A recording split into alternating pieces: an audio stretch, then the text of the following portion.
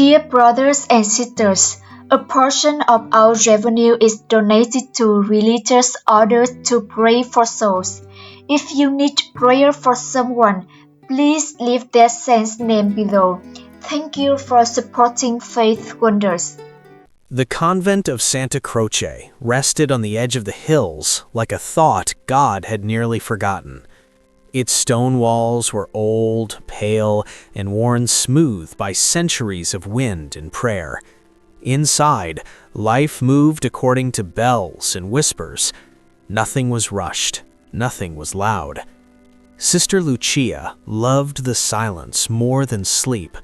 While the other nuns retired after Compline, she often remained in the chapel, kneeling before the altar long after the candles had burned low. Silence, to her, was not emptiness, it was a door, and prayer was the key that opened it. She had entered the convent young, with no remarkable visions, no miracles to speak of, only a quiet heart and an obedient spirit. The abbess once said that Sister Lucia's greatest virtue was her invisibility. She was present without being noticed, faithful without being praised. That night, the chapel was colder than usual. Lucia knelt on the worn stone floor, her fingers moving steadily along the rosary. Each bead slipped beneath her thumb like a breath released. The flame of the nearest candle trembled, though the heavy wooden doors were closed and the air was still. She paused. It was nothing, she told herself. Old buildings sighed, stone remembered things. She lowered her head again. That was when the silence changed. It was not broken, only shaped, as if something within it had leaned closer. Lucia felt it first, not in her ears, but in her chest, a pressure, a listening.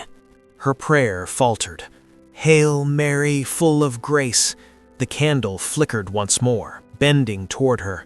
A thought formed, gentle and uninvited, as familiar as her own breath. "Why do you kneel so long?"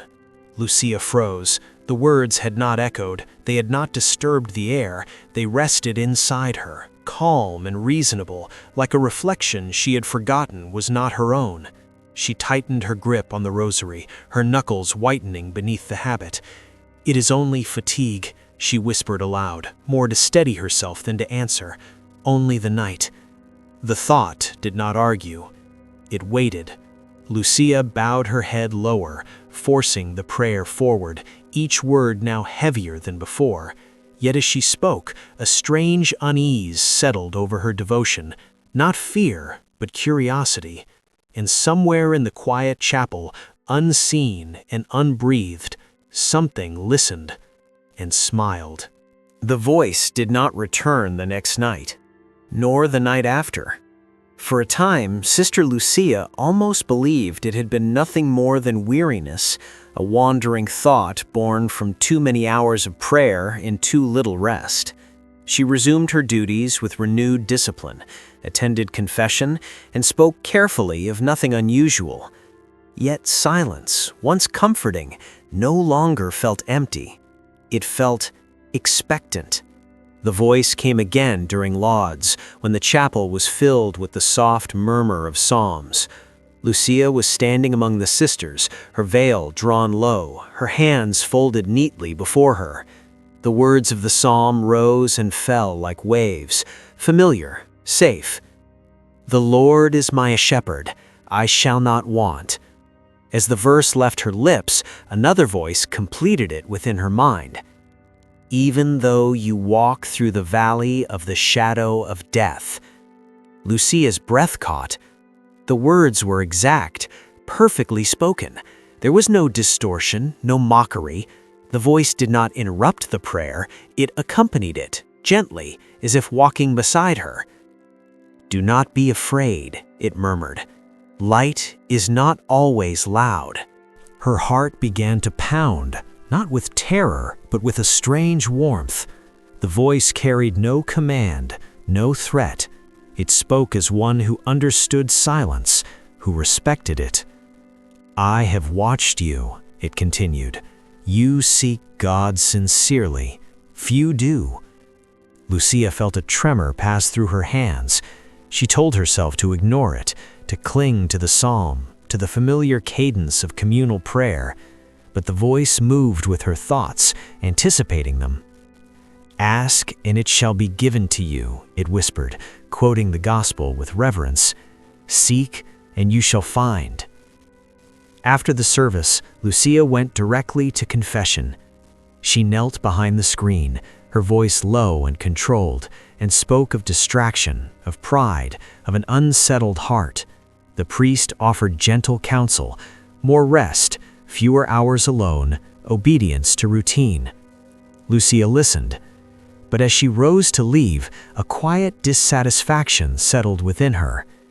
The confessor spoke in generalities, the voice spoke to her. That evening, alone once more in the chapel, the voice returned. "Not all guidance comes through men," it said softly. "Some are called to listen more deeply." Lucia did not answer. She did not rebuke it. She only listened. A thought, small and almost innocent, took root in her heart. Perhaps God speaks to me differently. The next morning, when the abbess asked if all was well, Lucia smiled and bowed her head. "Yes, mother," she said, and for the first time since entering the convent, she did not tell the whole truth. The voice no longer waited for the chapel to be empty. It came during prayer, during work, even in the narrow pauses between thoughts. It never interrupted. It joined, like a shadow that perfectly matched her shape. Lucia told herself this was discernment, that she was learning to listen. One evening, as she scrubbed the cold stone floor of the corridor, the voice spoke again, quieter than her breathing. "I walked beside him once." Her hands stilled. The bucket of water rippled faintly. The words carried no pride, only a sorrow that felt ancient. "I knew his face. I heard his voice before the crowds did," it continued. "I was close enough to touch holiness." Lucia's heart tightened. She wanted to pray, but the words lodged in her throat. "Who are you?" she whispered. The voice did not answer directly. "I kissed him," it said instead, almost tenderly. And the world decided that one moment defined me forever. Lucia's chest ached with an unfamiliar compassion. She had been taught to fear evil as something grotesque, twisted, loud. This voice was none of those things. It sounded wounded, misunderstood. "History remembers only what it wants," the voice murmured, "not why a man breaks." Lucia found herself listening not as a servant of God, but as a comforter. She did not correct the voice. She did not command it to leave. She felt, dangerously, that it had trusted her with its pain. That night, her prayers changed. They were no longer recitations offered upward into silence. They became exchanges, questions, responses, long pauses filled not with God's presence, but with expectation. "You understand me," the voice said gently. "You do not judge." Lucia began to believe this understanding was a gift, a responsibility.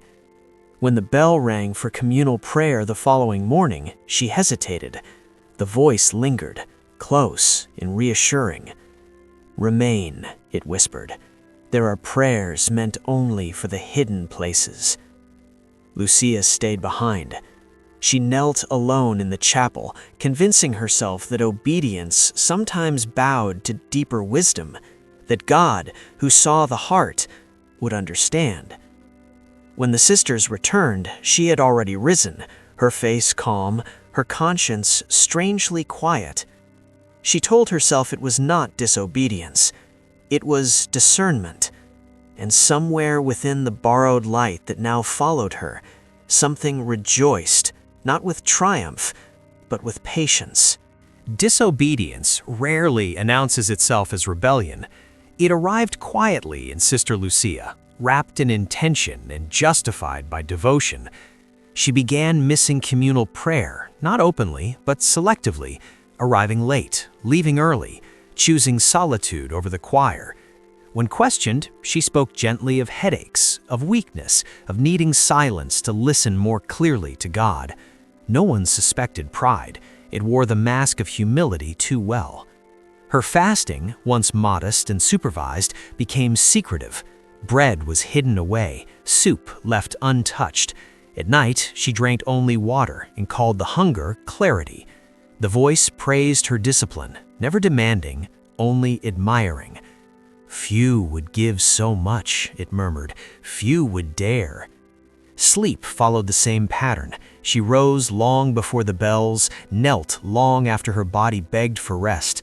Her thoughts blurred at the edges, and in that blurring came images, light spilling like gold across the chapel floor, figures standing just beyond sight, a warmth that flooded her limbs and left her trembling. She called these moments grace. During prayer, the other nuns began to notice changes they could not name. Lucia's eyes, once lowered, now lifted and unfocused, as if fixed on something far behind the walls. Sometimes they shone with tears that never fell. Sometimes they darkened, sharp and distant, reflecting nothing around her. Once, in the middle of a solemn reading, Lucia laughed. It was brief, soft, almost childlike. The sound cut through the chapel like a dropped glass. Heads turned. Lucia covered her mouth, murmuring an apology, her cheeks flushed. She said she had remembered something foolish from her youth. But the laughter returned, during work, during silence, at moments that required reverence. Always sudden, always out of place. The abbess watched more closely now. Questions were asked with kindness, then with concern. Lucia answered carefully, choosing words that revealed nothing, convinced that what was happening within her was too delicate, too holy to be explained. One night, alone in the chapel, the voice spoke more clearly than ever before. "You are crossing a threshold," it said. "Do not be afraid." Lucia knelt, her body aching, her mind aflame. Words rose from her lips without effort, smooth and confident. They were not her own. Perfect Latin phrases flowed from her mouth, ancient, precise, spoken as if remembered rather than learned. She did not stop. She did not question. Only afterward, when the silence returned, did she realize with a distant curiosity that she had never studied those words at all. The bells for matins rang into darkness, their hollow sound slipping through stone corridors and half-waking dreams. One by one, the sisters rose from their cells, drew their veils, and moved in silence toward the chapel. They did not notice at first that Sister Lucia was missing. It was only when the last bell faded and the doors of the chapel stood closed that unease crept in. The heavy wooden doors were always left ajar before prayer, a quiet invitation to God. That night, they would not move. The handle would not turn. From within the chapel came a sound that did not belong to prayer. A scream cut through the convent, raw, torn from the throat, neither fully human nor wholly other. It rose once, broke, then rose again, echoing against stone until it dissolved into a choking silence. The sisters recoiled. One dropped her candle. Another crossed herself again and again, whispering the names of saints through trembling lips. The abbess stepped forward, her face pale but controlled. She pressed her shoulder against the door. It did not yield. Then, without warning, every candle visible through the chapel windows went dark at once. Not one by one, not flickering, all at once. Darkness swallowed the altar. The door swung open.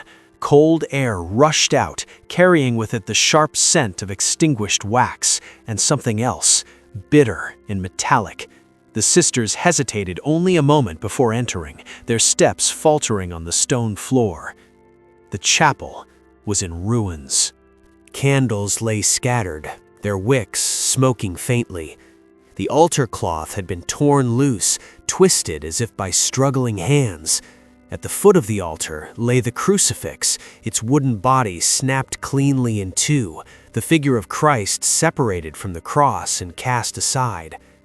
A gasp moved through the room like a wave. Sister Lucia lay before the altar, her body folded unnaturally on the cold stone. Her veil had slipped back, revealing her face, unnervingly peaceful. Her lips curved into a small, serene smile, as though she were dreaming something beautiful. She did not stir. No wound marked her, no sign of struggle showed on her skin, yet the silence around her felt wrong, heavy, as if the chapel itself were holding its breath. The abbess knelt beside Lucia and felt for a pulse. It was there, slow, steady. "She lives," the abbess said quietly. No one spoke. Lucia was carried from the chapel and laid in her cell. The broken crucifix remained where it had fallen, untouched. Before dawn, the abbess gathered the sisters. "What happened tonight," she said, her voice firm but strained, "will not leave these walls." Her eyes moved from face to face, resting on the fear she saw reflected back at her. "We will speak of this to no one." But silence, once ordered, no longer brought peace.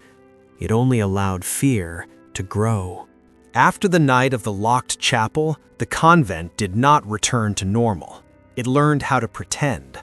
By day, the bells still rang, the sisters still worked and prayed, but by night, fear moved freely through the corridors, slipping beneath doors and into restless dreams. The first signs were small and secret. A chalice was found turned upside down, its wine spilled and dried like dark rust along the altar cloth. Rosaries went missing, only to reappear knotted tightly, their crucifixes bent or cracked. Holy water left uncovered grew cloudy overnight, carrying a sour odor no one could explain. No one spoke of Sister Lucia openly, yet all eyes followed her. She moved differently now, sometimes slowly as if weighed down by invisible chains, sometimes with sudden sharpness, her head lifting at sounds no one else heard. When she spoke, her voice was not always the same. It shifted, deepening, thinning, breaking mid-sentence into tones that did not belong to her age or body. Once, during a whispered exchange in the laundry room, Lucia turned suddenly and spoke aloud a sin another nun had never confessed to any living soul. The words were precise, personal, true. The nun collapsed where she stood. Another sister, young and newly professed, was summoned late one evening to Lucia's cell. What happened inside was never described. She emerged pale and shaking, unable to pray without trembling, unable to sleep without weeping. She asked to be transferred within the week. Lucia only smiled when questioned. "I am trying to help them," she said calmly. "The truth hurts before it heals." The convent priest came at the abbess's request. He listened, observed, prayed. He sprinkled holy water, recited blessings, and felt his hands grow cold when Lucia laughed, softly, knowingly, before he had spoken a word. When he left the convent that evening, he did not look back. The next morning, he sent a message instead. Until further notice, he would not celebrate Mass within those walls. Not, he said, until what dwelt there was named or driven out. Desperation crept in quietly, like mold behind stone. The abbess could no longer deny what the convent had become. Prayer felt strained, fragile. Silence no longer healed. It pressed down, heavy and watchful. In whispered conversations held far from Lucia's cell, one name began to surface again and again, spoken first as a question, then as a plea. Padre Pio. Some had heard of him only in fragments, a friar marked by suffering, a confessor who saw into souls, a man whose prayers unsettled even the unseen. The name carried both hope and fear. When the abbess finally spoke it aloud in Lucia's presence, the reaction was immediate. Lucia's body stiffened as if struck, her eyes darkened, fixing on the abbess with sudden clarity. Inside her, the voice laughed. "Him?" it sneered softly. "He is only a man who bleeds." The sound that followed did not come from Lucia's throat alone. It was layered, sharp with contempt. "Men like him break," the voice continued. "They always do." Lucia rose so suddenly her chair fell backward. When the abbess tried to steady her, Lucia shoved her away with strength that did not belong to a woman weakened by fasting. Her breath came fast, her hands clenched as if fighting something just beneath her skin. "Do not say that name," Lucia hissed. "Do not call him." Two sisters rushed forward. Lucia cried out, not in pain, but in fury, and collapsed to the floor, her body convulsing as if resisting unseen hands. It took all of them to hold her still until the fit passed. When it ended, Lucia lay gasping, her face pale, her lips curved once more into that small, unsettling smile. "I am fine," she said calmly. "You must not interfere." That night, while the convent slept fitfully, the abbess sat alone by candlelight. Her hands trembled as she wrote, choosing her words carefully, sparingly. She did not sign her name. The letter was sealed before dawn and entrusted to a lay brother passing through the hills, a letter addressed to San Giovanni Rotondo. And though no answer had yet returned, something within the convent recoiled as if it had already heard footsteps approaching. Padre Pio had not yet read the letter when the unease began. It came as a weight upon his chest during prayer, heavy enough to steal breath, subtle enough to be mistaken for fatigue. He had known such feelings before, disturbances that did not belong to his own soul. They arrived without explanation, like distant thunder felt through the ground rather than heard. That night, sleep brought no rest. He dreamed of a woman veiled in white, standing knee-deep in darkness that moved like water. Her hands were folded in prayer, yet her mouth was open in silent pleading. Shadows climbed her habit, clinging to her ribs, her throat, her eyes. As she sank, the veil darkened, first gray, then red, as though soaked in blood. Padre Pio woke with his heart racing and the taste of iron on his tongue. At dawn, the letter arrived. He read it slowly, once, then folded it without comment. His hands trembled, not with fear, but with weariness. He had grown tired of battles that left no visible scars, yet drained the body like illness. "I can no longer travel for every cry," he told the friar beside him. "There are too many." He returned to his confessional that morning, the familiar wood pressing against his wounded hands. One penitent after another came and went. Sins were confessed. Absolution was given. Then, in the middle of a woman's confession, Padre Pio stiffened. A scream tore through his thoughts, sharp, desperate, unmistakable. It did not echo in the church. No one else reacted. The penitent continued speaking, unaware that anything had changed. Padre Pio closed his eyes. The scream came again, closer this time, threaded with laughter that did not belong to a human throat. He smelled damp stone and extinguished candles. He saw, for a brief and terrible moment, a crucifix broken at the feet of an altar. He dismissed the penitent gently and remained alone in the confessional, his breath shallow, his brow damp with sweat. Exhaustion bowed him, but discernment lifted him back up. That evening, he sent word for the letter to be brought again. He read it once more, slower now, weighing every silence between the lines. At last, he spoke. "Tell them to prepare a room," he said quietly, "and a crucifix that has suffered."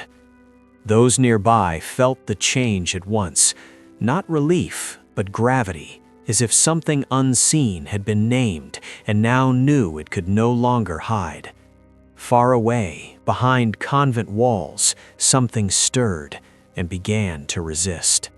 The room was small, bare, prepared exactly as Padre Pio had asked. Sister Lucia was brought in quietly. She walked without restraint, her posture calm, almost regal. When she saw Padre Pio, her lips curved into a knowing smile. "So," she said softly, "the bleeding friar has come." Her eyes lingered on his hands, on the faint tremor he could never fully hide. She spoke of his sleepless nights, of pain that flared without warning, of doubts he had never confessed aloud. Each word was precise, intimate, meant to wound. Padre Pio said nothing. He did not raise his voice, he did not answer her accusations. He only lowered his head, his silence pressing heavier than any rebuke. The air between them thickened. Padre Pio smelled sulfur, sharp, acrid, unmistakable. At the same time, Lucia inhaled deeply, her expression softening.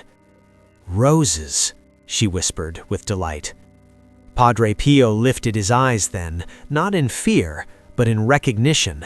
He did not see strength, he did not see power. He saw pride, ancient, aching, and furious at being ignored. "You are not here because you are strong," he said quietly.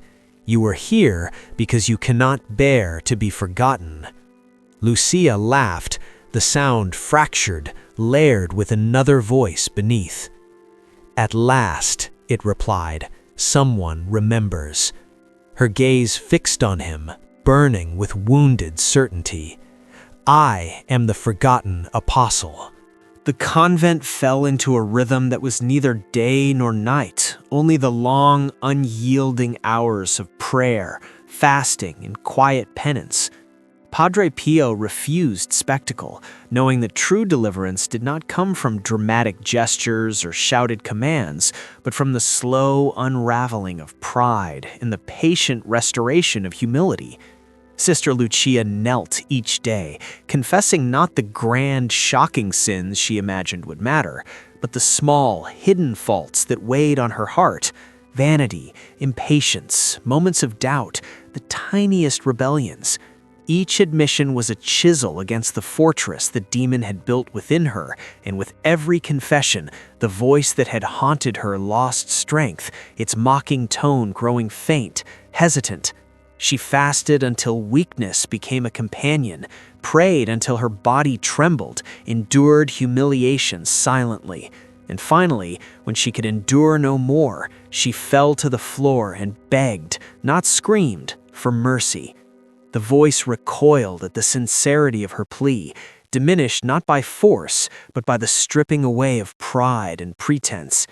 In that raw, exhausting confrontation, something fragile yet powerful emerged, a soul laid bare, a light returning where darkness had lingered, in the realization that true deliverance was never about the strength of the exorcist, but the willingness of the heart to submit, to confess, and to seek forgiveness, quietly, humbly, and wholly.